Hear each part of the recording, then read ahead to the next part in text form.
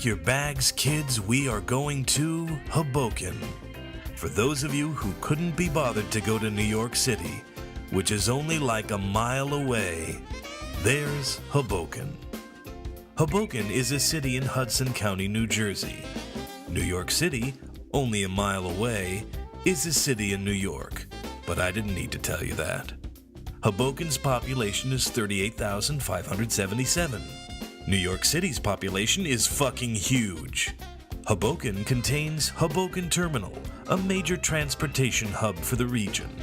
Why don't you just hop on a train there and get your ass to New York City? No?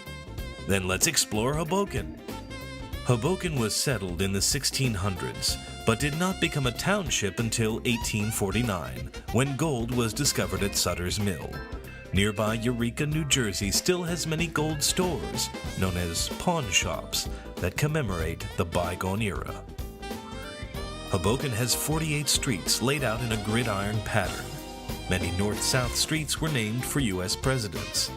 Many east-west streets were named for their mistresses. The town's small red light district can be found at the intersection of Clinton and Lewinsky. Speaking of history, did you know that the first officially recorded game of baseball in U.S. history took place in Hoboken in 1846? I didn't. In fact, I don't give a shit about baseball. Buy me some Cracker Jacks? Why don't you buy me some drugs instead, okay? Here's a fun fact. When the U.S. entered World War I, they took over the port at Hoboken. Many German Americans there, now living under martial law, were forcibly moved to Ellis Island. Good thing we weren't giving the Germans any ideas about concentration camps. That would have been a disaster.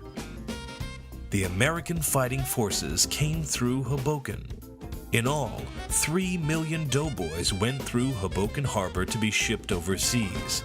Before they shipped off, each of them was given a physical examination that concluded with them being poked in the stomach.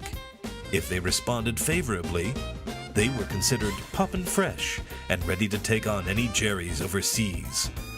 Those who did not pass were called the Hoboken, and eventually, hobos. They didn't stay in town long, and eventually learned to ride the rails. Next week, we explore Hoboken from World War II to the present day, including World War III.